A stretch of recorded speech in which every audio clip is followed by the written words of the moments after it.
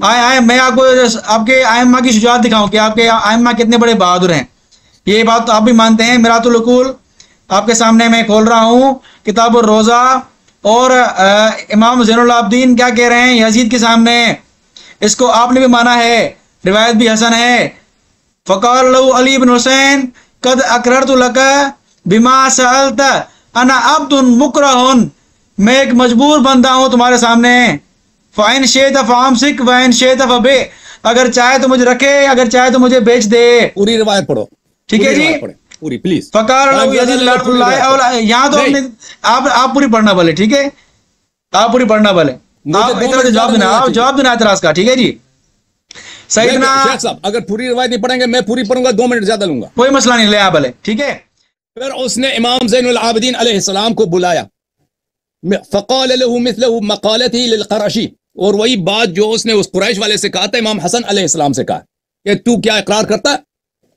امام حسین علیہ السلام, امام زین العابدین علیہ السلام نے کہا ارأیت ان لم اقر لک الیس تقتلنی کما قتلت الرجل بالامس, کیا تیرا یہ عقیدہ یہی نہیں ہے کہ اگر میں یہ نہ کہہ دوں کہ میں تیرا غلام ہوں تو مجھے قتل کر دے گا, جیسے تو نے پہلے بھی کل ایک آدمی کو اسی بات پہ قتل کیا. یزید نے کہا بلا, یزید نے کہا کہ جی ہاں میں تجھے میں قتل کر دوں گا تجھے, اگر تو نہ کہے کہ تو میرا غلام ہے میں تجھے قتل کر دوں گا. تو امام زین العابدین علیہ السلام نے کہا قد اقررت لک بما سألت, امام علیہ السلام نے کہا کہ ایسا مسئلہ کہ مجھے قتل کر دو گا تو میں اقرار کرتا ہوں جو تو نے حکم دیا. انا عبد مکرہ, مجھے مجبور کیا جا رہا ہے, اکراہ کہتے ہیں مجبوری کو, مجھے مجبور کیا جا رہا ہے اس بات پر. فإن شئت امسک وإن شئت فبع, میں مجبور ہوں, چاہے تم مجھے بھیج دو چاہے مجھے نہ بھیجو. تو اس نے فقال له یزید لعنہ اللہ, یزید لعنت اللہ علیہ نے کہا اولا لک حقنت دمک ولم ينقص ذلك من شرفک. یزید نے کہا کہ صد آفرین, صد شاباش آپ کی حکمت اور آپ کے علم پر, آپ نے اپنی زندگی بچا دی ہے اور آپ کی شرف میں, آپ کی عظمت میں کوئی کمی نہیں آئی ہے. خود یزید نے اعتراف کیا تھا.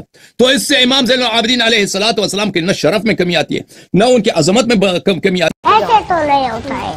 اور انہوں نے 2 منٹ لیے کس بات پر کہ روایت پوری پڑھو. تو روایت پوری پڑھی, کیا فائدہ ہوا؟ اس میں کہیں بھی نہیں ہے کہ امام زین العابدین نے یزید کے سامنے ڈر کے کھڑے ہوئے کہ نہیں تمہاری بیعت نہیں کرتا. انہوں نے میری تائید ہی کر دی گویا کہ بھئی مجبور تھے. پھر آیت پڑھ رہے ہیں کہ دل مطمئن ہو. تو مجھے بتاؤ گے یہ شجاعت ہے؟ آپ خود بتائیں, سننے والے خود بتائیں کہ کوئی ظالم بادشاہ کے سامنے یہ کہے کہ میں تمہارا غلام ہوں, جو چاہے کرو. اب مجھے بتائیں کہ اس کو شجاع کوئی بہادر کہے گا؟ مجھے بتائیں حسین بہادر ہے یا امام زین العابدین بہادر ہیں؟